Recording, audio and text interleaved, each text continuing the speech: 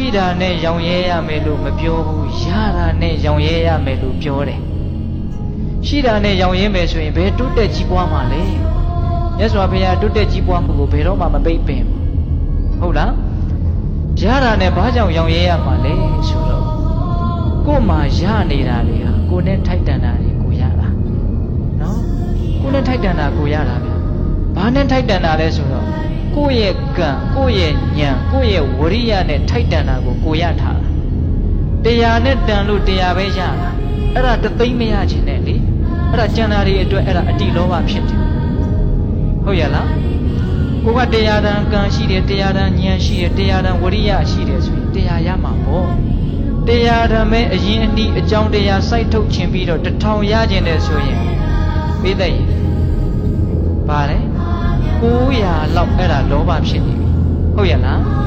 ဒါကြောင့်1000တန်ရခြင်းတယ်ဆိုရင်1000တန်အရင်အနည်းစိုက်ထုတ်ပြီး1000တန်နဲ့တန်တဲ့ကံဖြစ်အောင်လုပ်1000တန်နဲ့တန်တဲ့ဉာဏ်ရှိအောင်လုပ်1000တန်နဲ့တန်တဲ့ဝရိယရှိအောင်လုပ်ဟုတ်လားဒါကြောင့်ကိုယ်ရတာနဲ့ကျင့်တတ်တယ်ဆိုတာအင်မတန်ကျယ်ဝန်းတဲ့အဓိပ္ပာယ်ကဟုတ်ရလားအဲ့ဒီတော့ကိုကဒီလောက်တန်လို့ဒီလောက်ရတယ်ကိုလောက်ကြီးရခြင်းတယ်ဆိုတော့ကိုရမှာတဲ့လားမရပါဘူးဗျကိုနဲ့တန်တာပဲကိုရမှာကိုအကြောင်းရှိတဲ့လောက်ပဲကိုရအကြောင်းဆိုတာကအတိတ်အကြောင်းရှိတယ်ပြစ္ဆုတ်ပံအကြောင်းရှိဟုတ်ရလားအတိတ်အကြောင်းတစ်ခုတည်းသာအကြောင်းလို့မယူဆနဲ့နော်တချို့လူတွေကပြစ္ဆုတ်ပံမှာစီးပွားရေးသိပြီးတော့မပြေလည်ဘူးဆိုတော့အတိတ်ကံကညံ့လာသေချာတယ်အဲ့ဒီလိုပြစ္ဆုတ်ပံကံမှာညံ့တယ်ဆိုတာမြတ်စွာဘုရားကပစ္စည်းဥစ္စာပေါ်ဖို့ဆိုတဲ့နေရာမှာလေအာလဝကသုတ်တံကိုလေ့လာကြည့်စေခြင်းတယ်နော်အဲ့ဒီမှာမြတ်စွာဘုရားပစ္စည်းဥစ္စာပြည့်စုံခြင်းလို့ရှိကိုလှုပ်တဲ့အလုပ်ကိုကျွမ်းကျင်ရကိုလှုပ်တဲ့အလုပ်ကိုတာဝန်ကြီးတည့်ရလို့သဘောထားရမယ်ကိုလှုပ်တဲ့အလုပ်ကိုတကယ်လုံးလစိုက်ပြီးတော့လုပ်ရမယ်အဲ့ဒါဆိုရင်ပေချာပေါက်ကြီးပွားတယ်လို့ဟောတယ်နော်တခါကြီးဒီမိုင်းမြအတိတ်ကမလိုဘူးလို့ဆိုလိုတာမဟုတ်ဘူးနော်ပစ္စည်းဥစ္စာရှာဖွေတဲ့နေရာမှာပြစ္ဆုတ်ပံလေလာမယ်လိုက်စားမယ်